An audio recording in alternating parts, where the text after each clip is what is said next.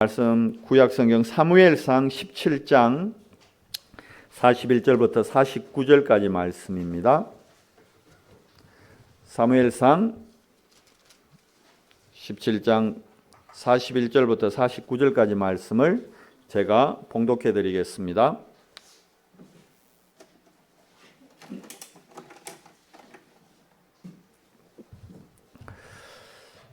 블레셋 사람이 방패든 사람을 앞세우고 다윗에게로 점점 가까이 나아오니라.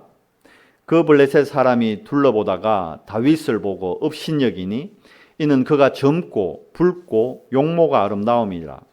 블레셋 사람이 다윗에게 이르되 내가 나를 개로 여기고 막대기를 가지고 내게 나와왔느냐 하고 그의 신들의 이름으로 다윗을 저주하고, 그 블레셋 사람이 또 다윗에게 이르되 내게로 오라. 내가 내 살을 공중의 새들과 들짐승들에게 주리라 하는지라. 다윗이 블레셋 사람에게 이르되 너는 칼과 창과 단창으로 내게 나아오거니와 나는 만군의 여호와의 이름 곧 내가 모욕하는 이스라엘 군대의 하나님의 이름으로 내게 나아가노라.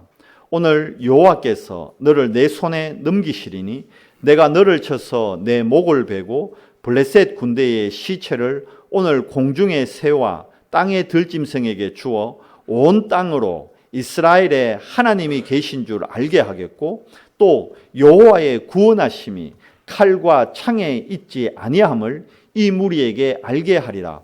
전쟁은 여호와께 속한 것인즉 그가 너희를 우리 손에 넘기시리라. 블레셋 사람이 일어나 다윗에게로 마주 가까이 올 때에 다윗이 블레셋 사람을 향하여 빨리 달리며 손을 주머니에 넣어 돌을 가지고 물매로 던져 블레셋 사람의 이마를 치매 돌이 그의 이마에 박히니 땅에 엎드러지니라. 아멘. 우리 옆에 분들하고 인사하겠습니다. 우리는 하나님의 자녀입니다.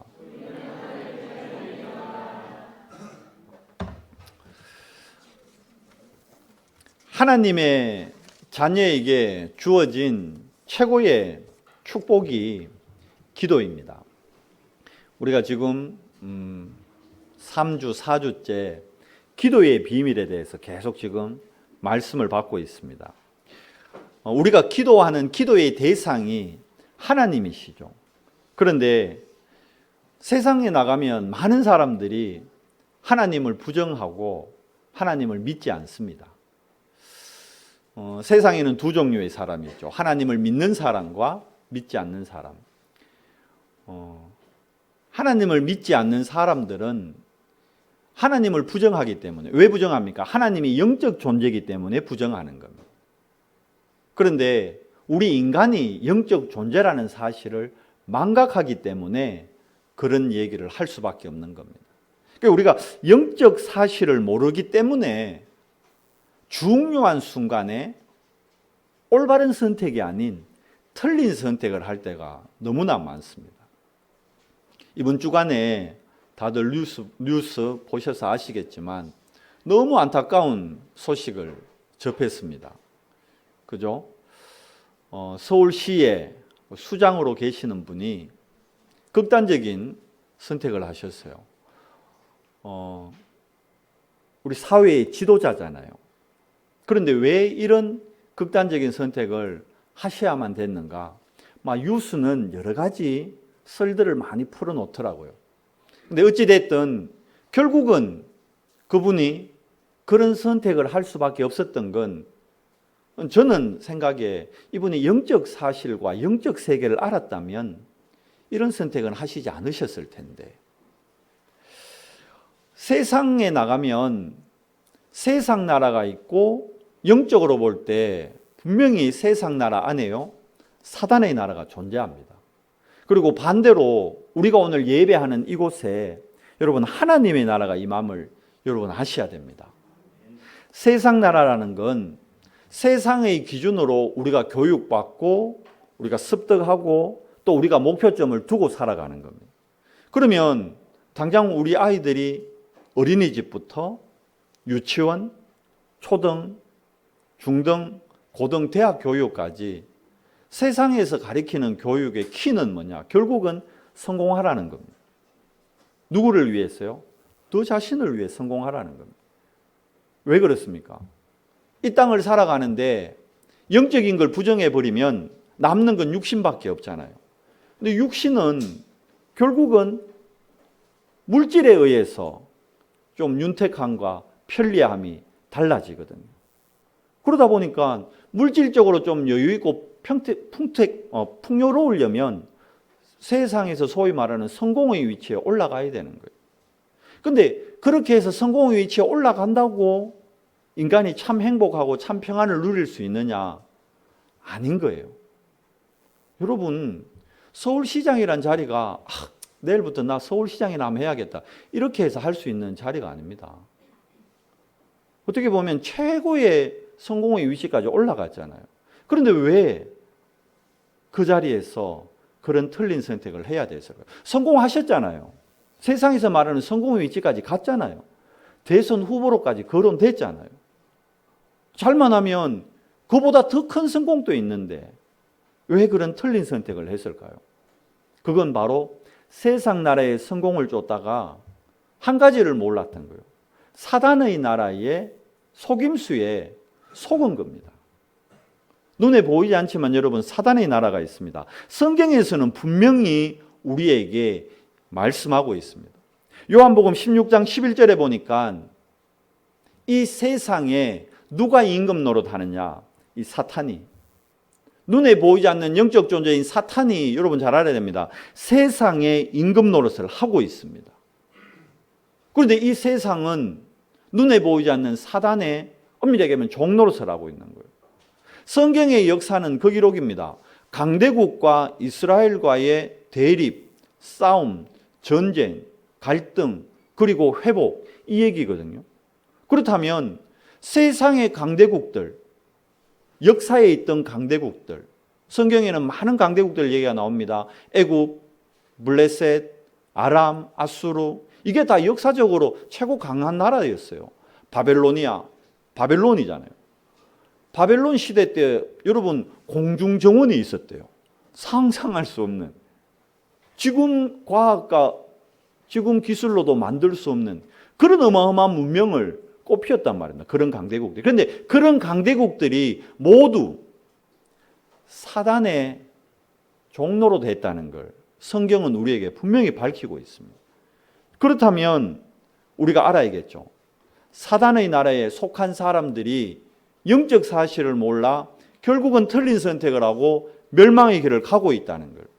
어쩌면 우리도 그 가운데 있었습니다.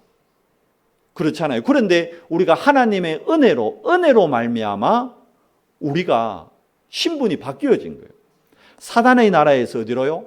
하나님의 나라로 우리의 신분이 바뀌어진 겁니다. 지금도 하나님 나라의 비밀을 모르는 사람들은 고린도후서 4장 4절 말씀에 보니까 세상의 신 사탄이 그들의 마음을 혼미케 하고 있다는 거예요. 그러니까 혼돈이 찾아오는 거예요. 공허가 밀려오는 거예요. 그러니까 흑암에 딱 잡혀서 틀린 선택을 할 수밖에 없는 겁니다. 그 시장님도 결국은 흑암, 혼돈, 공허의 문제에 답을 못 찾으니까 그 위치까지 가기 위해서 얼마나 처절하게, 얼마나 열심히 사셨을까요? 그런데 결국은 흑암, 혼돈, 공허의 문제를 못 이긴 겁니다. 사단은요, 뿔 달고 안 나타납니다. 고린도후서 11장 14절에 보니까 광명의 천사로 좋은 걸로 유혹합니다. 여러분, 세상의 성공 얼마나 달콤합니까? 얼마나 좋은 겁니까? 우리가 우리 후대들 보고도 성공하라 그러잖아요. 그런데 복음 없는 성공은 결국 모래성입니다. 무너집니다. 최고의 자리까지 올라갔는데 일순간 무너져 버리잖아요. 이게 하나님 나라의 비밀을 모르면, 영적인 비밀을 모르면 이렇게 된다는 겁니다. 성경은 우리에게 그걸 교훈으로 알려주고 있고, 우리 또한 그걸 교훈으로 삼아서 우리 삶의 가치와 목표를 어디에 둬야 될지 명확하게 말씀하고 있습니다. 그게 바로 우리 삶의 모든 목적과 방향, 목표는 하나님의 나라고 하나님 나라의 일이 되는 겁니다. 오늘 여러분과 제가 예배하는 이것도 하나님 나라의 일을 감당하기 위한 힘을 얻는 시간이에요. 왜냐하면 여러분과 저는 구별된 사람이니까, 남은 자니까, 하나님의 자녀이기 때문입니다. 그래서 하나님이 하나님의 자녀들을 부를 때는 그냥 부르신 게 아니란 말입니다. 한 사람 한 사람을 하나님 나라의 일의 정인으로 부르셨다는 거예요. 우리 힘으로요. 아이고 지금 제 입장에서요. 우리 렘넌트 중에 그럴 수 있어요. 쟤 지금 공부도 못하고 지금 우리 반에서 성적도 잘 맨 끝쪽에 앞이고 이런 죄가 무슨, 물론 세상의 학업의 기준으로 볼 땐 그럴 수 있어요. 우리 어른들 중에도 지금 내가 늙고 병들고 가진 것도 없고 이런데 무슨 나를 이런 나를 통해서 무슨 일을 하신다는 겁니까? 그게 우리 생각에서는 그렇습니다. 육신의 기준에는 그렇습니다. 그런데 성경에 보니까 그렇지 않아요. 성경에는 하나님이 하나님의 자녀를 한 명 한 명 택하실 때 한 사람 한 사람을 향한 분명한 계획을 갖고 부르셨어요. 그리고 그 언약 잡은 한 사람을 통해 하나님은 하나님 나라의 일을 이루셨어요. 성경은 그 증인들의 이야기입니다. 그래서 우리가 그 증인들의 얘기를 통해서 나를 돌아보고 나를 점검하는 겁니다. 증인 기도라는 건 우리가 지금 7가지 기도 중에 이제 오늘 마지막 증인 기도를 확인합니다. 증인 기도, 우리 7가지 기도 중에 첫 번째 기도가 뭐였습니까? 언약 기도잖아요. 시대마다 언약이 희미해지기 때문에 하나님은 시대마다 언약 회복할 언약 회복자, 언약 전달자를 찾고 있다는 겁니다. 그 언약 전달할 주역이 남은 자, 흩어진 자, 나그네들이란 말이에요. 그래서 이스라엘이 언약 놓쳤기 때문에 전 세계로 노예되고 포로되고 속국되고 흩어졌다는 겁니다. 그런데 그들 중에 하나님이 남겨둔 0.1%의 복음 가진 자들을 통해서 하나님은 역사의 흐름을 다시 바꾸고 회복하셨다는 겁니다. 성경은 우리에게 그걸 보여주는 거예요. 언약 기도의 비밀을 가진 사람이 예배의 축복 속에 있을 때 한 주간 참 감사 안에서 24 하나님을 향해 참 찬양을 할 수 있고요. 하나님을 향해 참 찬양을 할 때 하나님의 능력이 우리에게 나타나는 겁니다. 그러면 그 능력의 증거를 가지고 증인이 되는 겁니다. 그 축복 가지고 후대들을 살리는 겁니다. 오늘 우리가 본문을 읽은 다윗이 그런 인생을 산 사람입니다. 세상의 기준으로 볼 때 다윗은 별 볼품 없는, 그래서 사무엘이 이새의 집에 사울을 대신해서 왕을 세우러 갈 때도 사무엘도 겉으로 보기엔 누굴 봅니까? 다윗의 첫째, 둘째, 셋째 아들을 왕의 후보로 봤다니까요. 그리고 이새 또한 자기의 첫째, 둘째, 셋째 아들 중에 사무엘이 기름을 부을 걸로 생각했어요. 그게 인간의 기준인 거예요. 그런데 하나님은 그러지 않았어요. 그래서 세상의 기준은, 인간의 기준으로 볼 때 아무 보잘것없는 다윗은 아예 부르지도 않았어요.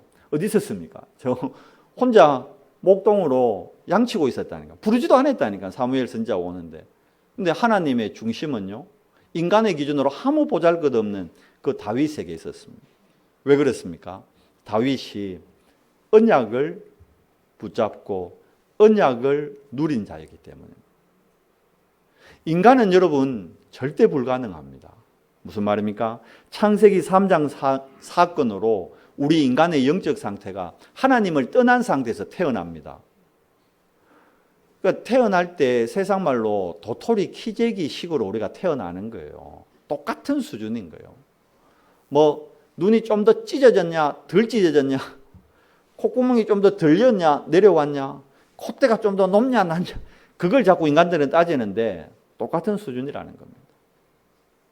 우리 인간의 영적 상태가 하나님을 떠난 상태이기 때문에 나, 물질, 성공에 노예할 수밖에 없는, 사단의 종로로 할 수밖에 없는 상태로 태어난다는 겁니다. 그래서 칼빈이 얘기했습니다. 인간은 전적으로, 창세기 3장 사건으로 전적으로 타락해버렸다. 희망이 없다는 겁니다. 제가 시간 갈수록 그게 맞는 걸 현장에서 체험하고 저 자신을 봐도 그게 맞는 것 같아요. 제가 저를 볼 때 절대 불가능한 존재예요. 그런데 어떻게 그러면 우리가 이 자리까지 오게 됐습니까? 바로 예수가 그리스도라는 하나님의 방법, 하나님의 능력, 오직 그리스도의 비밀을 누리는 자, 오직 그리스도의 언약을 붙잡는 자를 통해 하나님은 절대 불가능을 절대 가능으로 만드셨습니다. 오늘 우리가 읽은 이 장면만 해도 보십시오.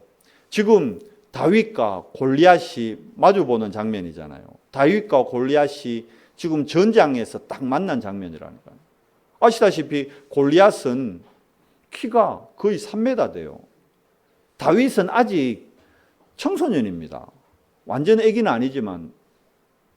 그러니까 세상 사람들이 너무 아이들 표현으로 게임이 안 될 때, 그런 싸움을 볼 때 다윗과 골리앗의 싸움이라잖아요. 근데 이거는 육신의 기준으로 봤을 때 그래요. 근데 영적으로 보면 여러분 다윗과 골리앗의 싸움은 100% 다윗이 이기게 되어 있습니다. 왜 그랬습니까? 이미 다윗은 영적 서밋의 자리에 서서 이미 이스라엘의 왕의 신분으로 골리앗 앞에 나아간 겁니다. 하나님은 말씀 주시고 그 말씀을 반드시 성취시키십니다. 하나님이 다윗을 왕으로 세우시겠다고 언약을 주셨어요. 그러면 그 언약은 다윗이 잘났어가 아니라 하나님이 약속하셨기 때문에 성취되는 겁니다.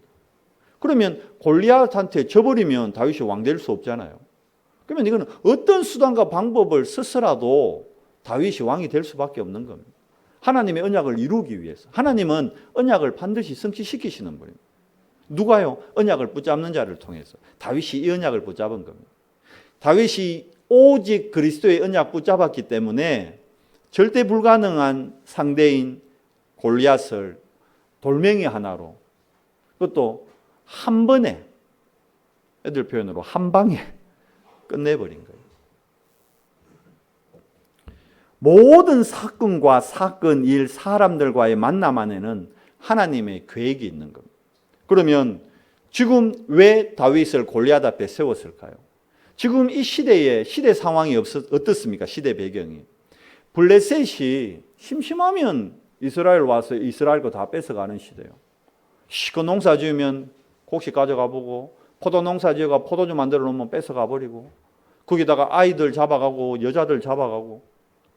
블레셋이 이스라엘을 모든 것을 자기들 것 같이 사용하는 시대. 근데 그 블레셋은 오늘 본문에도 나왔잖아요. 뭐라고 얘기되어 있습니까? 자기들의 신의 이름으로 저주했다 그랬어요. 근데 이스라엘은 어떤 신을 믿습니까? 유일신 여호와 하나님을 믿잖아요. 왜 여호와 하나님을 믿는 이스라엘이 이렇게 이방 신에게 모욕당해야 됐냐 말입니다. 이스라엘이 언약을 놓쳤기 때문에. 다윗이 그걸 오늘 전 세계에 알려주기 위해서 하나님이 골리앗을 다윗 앞에 인도하신 겁니다. 이건 하나님의 절대 계획입니다. 다윗 또한 그 계획을 찾은 거예요. 왜 하나님이 나를 골리앗 앞에 서게 하셨을까? 아, 그렇지. 저 할례받지 못한 자, 여호와 하나님을 믿지 않는 자, 하나님이 없다는 세상의 큰 문화와 세상의 성공자들, 그들 앞에 하나님의 살아계심을 내가 오늘 나타내겠다. 다윗의 고백에도 나오잖아요. 너는 칼과 창과 단창, 쉽게 얘기하면 세상의 문화, IT, 4차 산업 이런 걸로 지금 우리 문화를, 우리 문명을 완전히 공격해오고 있잖아요. 이때 참각합니다. 그러면 칼과 창과 단창을 이기려면 나는 대포를 준비해야겠네. 대포 들고 나오면 합니까? 나는 대포를 이길 수 있는 미사일을 준비해야겠네. 이게 세상의 방법이에요. 다윗도 그래야 되잖아요. 지금 그러면 칼과 창과 단창으로 왔으니까 다윗한테 콜트 45 총만 딱 있으면 무조건 이기는 거예요. 근데 다윗이 총을 들고 나온 게 아닙니다. 분명히 뭐라고 고백합니까? 다윗이 나는 네가 저주하든 네가 생각도 못했던 만군의 여호와의 이름으로 네 앞에 나온다. 전쟁이 칼과 창과 단창, 무기에 따라 승리하는 것이 아니라 전쟁은 하나님의 손에 달린 것임을 내가 오늘 전 세계에 알리겠다. 다윗이 짝대기 들고 나왔다니까. 갑옷도 너무 커가지고 못 입었다니까요. 투구도 안 맞고. 그러니까 평상시 그냥 목동 복장에다가 짝대기 하나 들고 돌 5개 딱 들고 그냥 나간 거예요. 그러니까 골리앗이 얘기하잖아요. 네가 나를 개로 여기느냐. 우리 개 쫓을 때 막대기 들고 막 이래. 자기 말대로 됐어요. 개죽음 당했잖아요. 돌 하나에. 말한 대로 돼버렸다니까 골리앗이.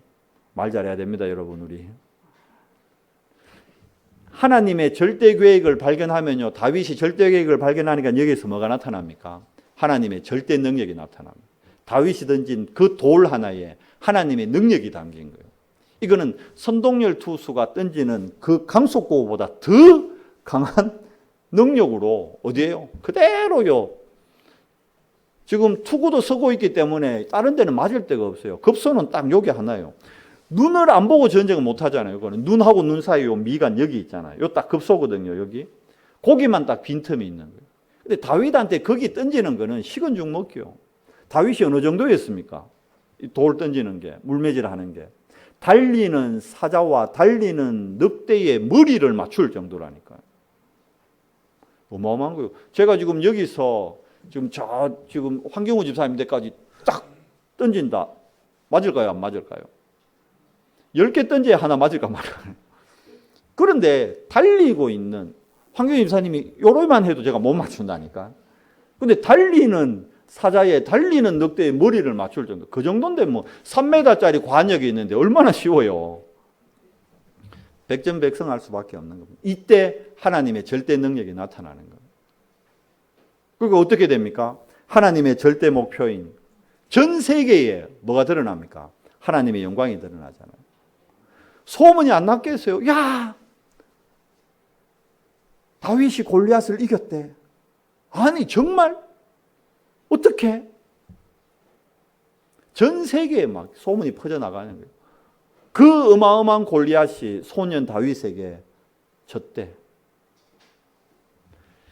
하나님의 절대 목표는 전 세계의 빈 곳을 우리 보고 정인으로 가라는 겁니다. 그게 정인 기도입니다. 그래서 정인 기도는 절대 불가능을 절대 가능으로 바꾸는 기도입니다. 절대 불가능한 상황이고 절대 불가능한 존재인데 하나님의 능력으로 절대 가능이 되어버리는 거예요. 우리의 능력이 아니고 하나님의 능력으로. 그래서 하나님이 이 시대에 원하시는 하나님의 절대 목표는 뭐죠? 하나님이 여러분과 저를 왜 예수가 그리스도라는 고백을 하고 오늘 이 예배의 자리로 인도했을까요? 오늘 우리가 예배드리는 이유의 목적과 목표가 뭡니까? 그건 바로 하나님의 절대 목표인 세계복음화 때문입니다. 하나님은 아브라함을 부르실 때부터 아브라함 가함을 부르실 때부터 하나님의 목표는 뭡니까? 세계복음화였습니다. 내 시로 말미암아 열방의 대적의 문을 열 것이다. 아브라함 가문을 부를 때부터 하나님의 목표는 세계복음화였어요. 아브라함이 처음에 이 말 잘 못 알아들었어요. 막 자기 생각대로 왔다 갔다 막 했잖아요. 근데 결국은 하나님이 언약 주셨기 때문에 그 언약을 4대 만에 요셉을 통해서 하나님이 세계복음화 하셨어요? 안 하셨어요? 하셨다니까요. 요셉을 통해서 세계복음화 그대로 성취하셨습니다. 성경 속에 나오는 렘넌트 7명의 얘기가 다 뭡니까? 사단의 종로로 다는 강대국들. 오늘 다윗도 대표적인 렘넌트잖아요. 블레셋이 지금 거짓 신을 섬기잖아요. 우리 지난주에 봤던 엘리야와 엘리사. 엘리야가 결국은 거짓 선지자 바알과 아세라의 거짓 선지자들과의 영적 싸움이었잖아요. 누가 이깁니까?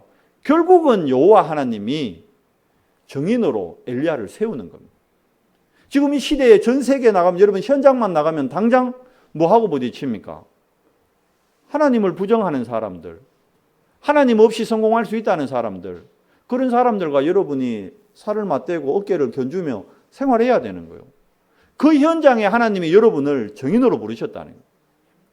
그러면 믿으셔야 됩니다. 아, 이 절대 불가능한 나의 이 현장에 하나님이 나를 정인으로 보내셨구나. 나를 정인으로 세우시겠구나. 그럼 뭐 하면 되는 겁니까? 정인으로서 그릇 준비만 하면 되는 거예요. 정인으로서 그 그릇을 만드는 시간만 가지면 되는 거예요. 그게 기도의 비밀 속으로 들어가는 시간입니다. 다윗이 어릴 때부터 목동으로 혼자 있을 때부터 늘 혼자 있는 그 외롭고 쓸쓸한 시간을 외로움, 쓸쓸함으로 채우지 않았어요. 뭘로요? 여호와와 함께하는 찬양으로, 여호와를 높이는 시를 쓰면서 여호와를 묵상하면서 그렇게 영적 서밋으로 준비되어 있었기 때문에 다윗은 오늘 골리앗 앞에서 정인이 될 수밖에 없는 겁니다.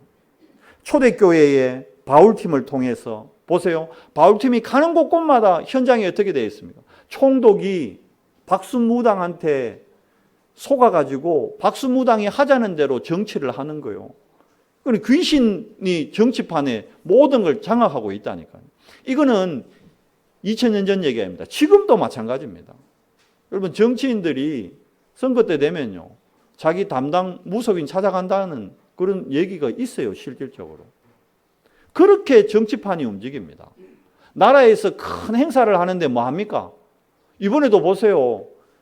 코로나 때문에 나라에서 뭐 한 줄 압니까? 나라에서 여러분 세금 가지고 굿했다니까, 굿. 송가인이 어머니 불러가지고 코로나 이거 쫓았고 나라에서 돈 들여서 구설을 했다니까요, 세금으로. 당장 지금 정치가 그렇게 움직이고 있습니다. 경제는 안 그렇습니까? 대기업, 우리나라 실제 10대 대기업이 면접관 중에 역술인을 앉혀놓는데요. 뭐 보는 줄 알아요? 관상 본대요, 관상. 스펙이나 기술 보는 것이 아니라 관상 보고 2번 땡! 관상이 우리 회사에 도움 안 된다. 영화 같은 얘기지만 실제입니다. 우리나라 10대 대기업이 신입사원 뽑을 때 역술인을 앉혀놓고 관상 보고 뽑는다니까요. 경제가 지금 그렇게 움직이고 있어요. 제가 지금 소설 얘기를 하는 게 아닙니다. 실제를 말씀드리는 거예요. 현장에 나가면 실제로 그러잖아요. 여러분, 차 사면 당연히 어떡합니까? 막 막걸리 사다가 바퀴에 붓고, 북어 사다가 차 뒤에 트렁크에 싣고. 왜 그래요? 하나님은 안 믿으면서. 우상숭배와 점술, 귀신, 이게 완전히 문화화되어 있다. 문화화. 당연한 것 같이. 이 현장을 하나님의 나라로 살릴 자로 하나님이 여러분과 저를 부르신 겁니다. 중세교회의 교권의 흐름을 루터와 중직자들이 뭘로 바꿨습니까? 오직 말씀으로, 오직 성경으로 돌아가자. 오직 믿음으로. 결국 이 오직의 비밀을 가진, 절대 언약을 가진 루터와 중직자들을 통해서 하나님은 중세교회의 흐름을 바꾸셨습니다. 절대 불가능의 정인을 내가 7 렘넌트 중에 누구를 볼까 이러니까 그 제일 오늘 다윗이 진짜 절대 불가능한데, 그러니까 세상 말에도 이거는 경기가 안 될 때 다윗과 골리앗의 싸움입니다 이런 얘기 하잖아요. 절대 불가능하다는 얘기거든. 계란으로 바위치기다 그런 말 하잖아요. 근데 절대 불가능이 절대 가능으로 바뀌었잖아요, 다윗. 근데 이 다윗 말고 여러분, 역대상 4장 9절에 10절에 보면 야베스의 기도가 나옵니다. 딱 성경 여기에 나와요, 야베스. 뭐 특별히 언급된 것도 없어요. 근데 이 야베스의 기도가 뭐냐? 역대상 4장 9절 10절 한번 볼까요? 여러분, 역대상이 어떻게 쓰여졌는지 역사적 배경을 알아야 됩니다. 역대상은 이스라엘이 바벨론 포로로 있다가 돌아왔잖아요.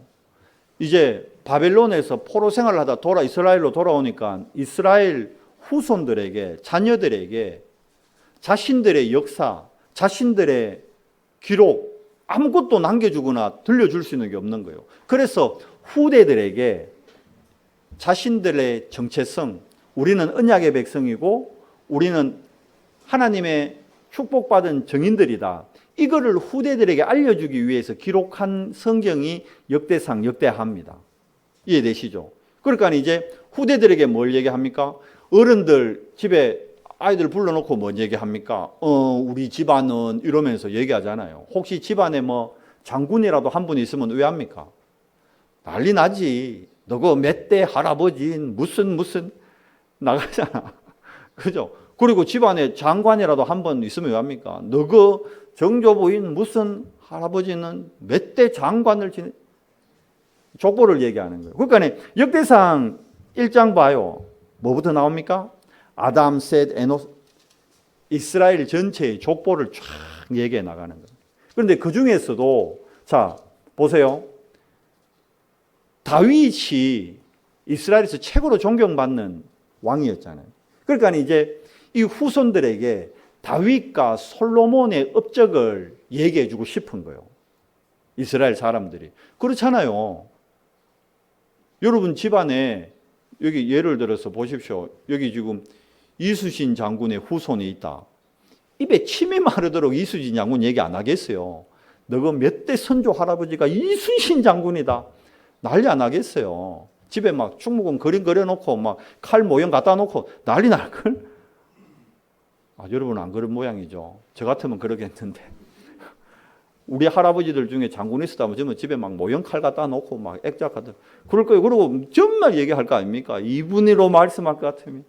그러니까 지금 이스라엘이 후손들한테 얘기할 수 있는 게 최고의 왕이 다윗과 솔로몬이잖아요. 그러니까 역대상 역대하는 주로 다윗과 솔로몬 얘기예요. 그러니까 지금 3장에도 보면 누구 족보 나옵니까? 다윗의 족보가 나와요. 역대상 3장에 보면 다윗의 족보가 쭉 나오다가 솔로몬 왕의 자손 얘기 나오다가 역대상 4장에서 이제 유다 자손의 얘기가 나옵니다. 근데 갑자기 9절 10절에 뜬금없이 야베스라는 한 인물을 얘기해요. 9절 볼까요? 야베스는 그의 형제보다 귀중한 자라. 그의 어머니가 이름하여 이르되 야베스라였으니 이는 내가 수고로이 낳았다 함이었더라. 야베스가 이스라엘 하나님께 아뢰어 이르되 주께서 내게 복을 주시려거든 나의 지역을 넓히시고 주의 손으로 나를 도우사 나로 환난을 벗어나 내게 근심이 없게 하옵소서 하였더니 하나님이 그가 구하는 것을 허락하셨더라. 아멘. 야베스는 다윗이나 솔로몬과 같이 큰 업적을 남긴 그런 인물이 아닙니다. 여러분 야베스란 이름 뜻 자체가 야베스란 이름 자체가 고통이란 뜻이에요. 고통. 오늘 본문에 나오잖아요. 9절에 왜 이름을 야베스라 했느냐. 야베스라 하였으니 이는 내가 수고로 낳았다. 그러니까 애가 태어날 때부터 힘들었어. 우리가 그래도 난산이라고 난산. 여자분들 애 낳는 고통이 엄청나다 하더라고. 막 어떤 분은 막 10시간씩 이래 배를 튼다 하더라고. 12시간씩 배 틀었는데 결국 안 돼서 다시 수술하고. 그게 제일 여자분들이 허탈하다 그러대요. 12시간을 배를 틀었는데 애가 안 나와서 결국은 그럴 것 같으면 바로 할 걸. 그런 난산이요, 난산. 야베스가 태어날 때 어렵게 태어났다니까.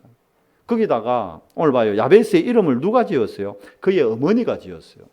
보통 유다 지파의 이스라엘은 아이 이름을 아버지가 지어요. 아버지가. 왜 아버지가 안 지었을까요? 아버지가 없었다는 거예요.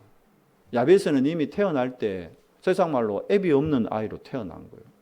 태어날 때도 엄청 힘들게 너무 얼마나 힘들었으면 이름을 엄마가 고통아 이래 지었다니까. 고통이라 페인이라 지었다니까. 영어로 하면 페인입니다. 고통이라니까. 배경 없죠. 아버지 없죠.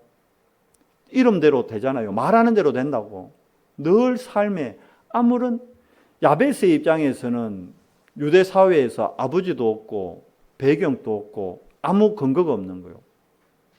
아무런 진짜 비빌 언덕이나 비빌 하나도 없어. 배경이 하나도 없어. 백도 하나. 종이쩌가리 3,000원짜리 백도 없어. 아무런 백이 없다니까요. 그런 야베스가 얼마나 힘든 세월을 살았겠어요. 그런데 이 야베스가 절대 불가능한 위치잖아요. 그런데 기도합니다. 하나님 앞에 언약 잡고 그리스도의 언약 잡고 야베스가 기도했다니까요. 야베스의 이름대로 하나님이 땅의 지경을 넓히셨을까 안 넓히셨을까요? 넓히셨어요. 2장 55절에 보면 역대상 2장 55절에 보면 야베스에 살던 야베스가 지명이 돼버렸어요. 여러분. 기도대로 됐어요? 안 됐어요? 된다니까요. 여러분 착각하면 안 돼요. 특히 우리 렘넌트를 착각하면 안 됩니다. 나는 아무런 배경도 없고 엄마 아빠가 내 후원도 못 해주고 우리 집은 돈도 없고 유산도 없고 백도 없고 여러분이 야베스보단 나아요. 근데 이 야베스가 기도할 때 하나님은 야베스를 정인으로 세우셨습니다. 절대 불가능한 위치, 절대 불가능한 자리에 있을 때 언약 가진 자의 기도를 하나님은 그냥 두지 않습니다. 나 몰라라 하지 않습니다. 언약 가진 자의 기도를 통해 그 절대 불가능한 사람을 절대 가능의 증인으로 하나님은 세우십니다. 그게 야베스의 기도입니다. 그리고 오늘 골리앗과 다윗의 싸움, 절대 불가능한 싸움이잖아요. 하나님은 다윗을 승리의 증인으로 세우십니다. 진짜 전쟁이 여호와의 손에 있다는 걸 다윗이 증명한 거예요. 증인이 된 거예요. 성경에 계속 보면요, 이 절대 불가능한 위치에 있던 전도자들을 도왔던 중직자들을 통해서 하나님은 세계복음화의 일들을 행하셨습니다. 모세를 도왔던 모세의 장인 이드로 때문에 천부장, 백부장, 50부장 이 제도가 다 나온 거예요. 그리고 정탐꾼들을 숨겼던 기생 라합, 엘리야를 도왔던 우리 지난주 말씀 봤죠, 오바다 같은 중직자, 그리고 엘리야를 도왔던 사르밧 과부, 그리고 엘리사를 도운 수넴 여인, 이런 사람들을 통해 세계 복음화는 되어졌다는 겁니다. 그래서 우리 복음 안에 있는 중직자들이 프라이드를 가져야 돼요. 내가 있는 내 현장에 하나님이 나를 왜 보내셨나? 아, 증인으로 나를 부르셨구나. 나를 왜 이 언성교회 중직자로 세우셨나? 나를 증인으로 세우기 위해 부르셨구나. 초대교회의 바울과 선교팀을 도운 로마서 16장의 인물들 너무 많아서 한 20명 되니까 이름을 일일이 거론은 안 했지만 7별명으로 다 지칭되잖아요. 대표적인 별명이 뭡니까? 전도자의 보호자, 동력자, 식주인. 하나님이 여러분을 이 시대, 언약이 사라지고 세상의 사람들이 답이 없어 극단적인 틀린 선택을 하는 이 시대에 정말 세상의 흐름을 바꿀 진짜 전도와 선교의 보호자로, 동력자로, 식주인으로 여러분을 부르셨다는 거예요. 그럼 우리 렘넌트들도 내 삶의 목표를, 방향을, 모델을 여기에 두면 되는 거예요. 그래, 나도 정말 우리 장로님과 같이 복음 전하는 교회에 중직자가 되어서 진짜 내가 세계 복음화의 주역으로 그게 모델이 되는 겁니다. 말씀을 맺겠습니다. 하나님은 0.1%의 소수를 통해서 흐름을 바꾸셨습니다. 성경은 항상 그 얘기입니다. 그래서 세계 복음화의 시작은 뭡니까? 0.1%의 남은 자. 누굽니까? 그게 거루터기입니다. 거루터기가 있어야 거기에서 새순이 올라온다니까요. 그런데 중요한 건 그 거루터기는 어디에 뿌리를 내려야 됩니까? 땅에 깊이 뿌리를 내려야 그 땅의 양분을 받아들여야 새순이 올라오잖아요. 그 우리 중직자들은 거루터기들입니다. 우리 기성세대는 거루터기라니까요. 우리 기성세대 중직자들은 뭐만 하면 돼요? 매일 그리스도의 뿌리만 내리면 됩니다. 그리스도의 뿌리만 내리면 당연히 여기에서 새순이 올라옵니다. 이 새순이 지금 우리의 2세 후대들입니다.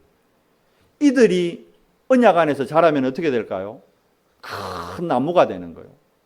이들이 서로 RUTC에서 연합하면 어떻게 될까요? 큰 숲이 되는 거예요. 그러면 생명운동이 일어나는 겁니다. 새들이 살고 동물들이 살고 열매가 맺히고 모두가 살아나는 숲은 생명입니다.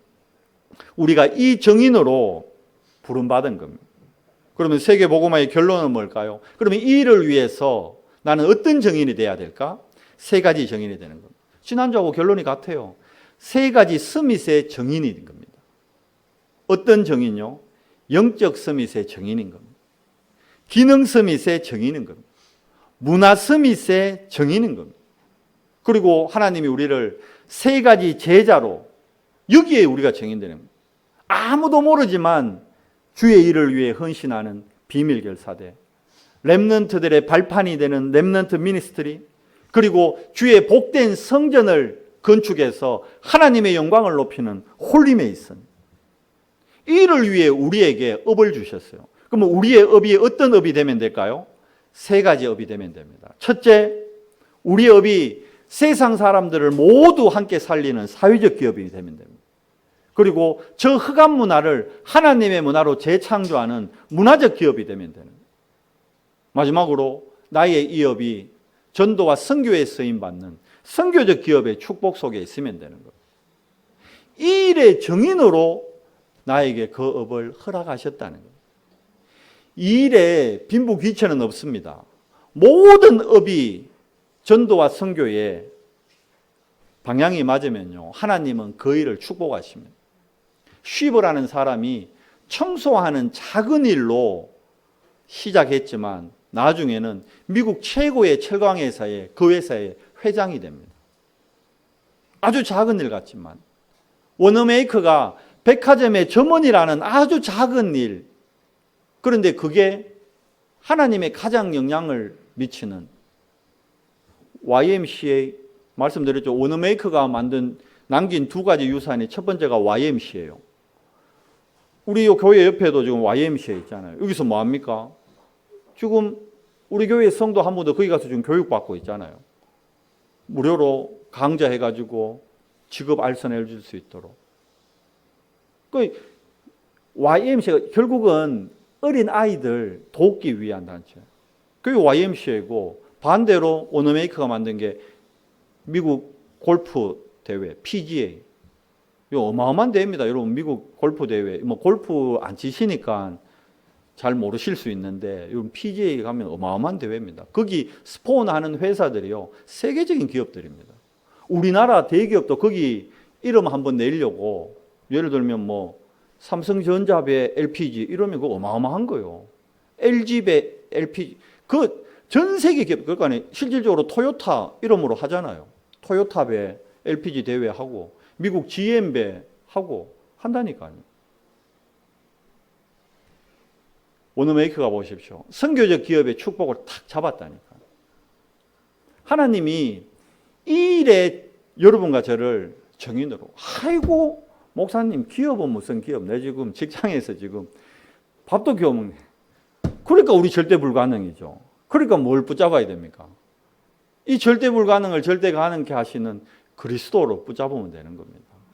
그리스도로 오직 되면 되는 겁니다. 진짜 한번 해보세요.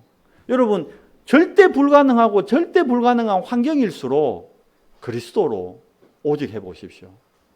하나님이 반드시 여러분을 정인으로 세우실 겁니다. 우리 렘넌트들 속지 마요. 우리 집은 왜 이래? 속지 마요. 그래서 그리스도를 우리에게 선물로 주신 거예요. 그리스도로 말미암아 여러분 부모님 살려요. 여러분 친구 살려라니까. 무엇보다 여러분 업을 통해서 세상을 살려요. 저 답이 없어 극단적인 선택하는 사회의 지도자들, 엘리트들을 살려란 말이에요. 그 정인으로 하나님 여러분을 부르셨습니다. 이번 한 주간 동안 정말 나는 어떤 하나님의 나라의 일의 정인일까 한번 묵상하시고, 정말 내가 드리는 이 작은 예배, 내가 드리는 이 작은 예물이 세계복음화에 어마어마한 헌신이요 발판이 된다는 걸 누리시는 원성교회 모든 성도님들 되기를 예수님 이름으로 축원합니다. 하나님 감사합니다. 언약이 희미한 시대에, 복음이 사라지는 시대에 많은 사람들이 세상 나라, 사단의 나라에서 방황하며 틀린 선택하는 시대에 우리를 하나님 나라와 하나님 나라의 일을 감당할 정인으로 부르시니 감사와 영광을 돌립니다. 야베스의 기도를 통해 야베스의 인생이 절대 불가능에서 절대 가능으로 바뀌어진 것 같이 우리도 정말 절대 불가능한 우리의 상황 속에 낙심하고 좌절하는 것이 아니라 절대 언약 붙잡고 절대 가능의 정인으로 설 수 있도록 은혜 더해 주시옵소서. 그래서 정말 이 재앙 시대에 전도와 선교, 복음 후대 RUTC에 모델적인 응답받는 정인의 삶 살도록 은혜 더해 주시옵소서. 우리 주 예수 그리스도 이름으로 감사하며 기도드리옵나이다. 아멘.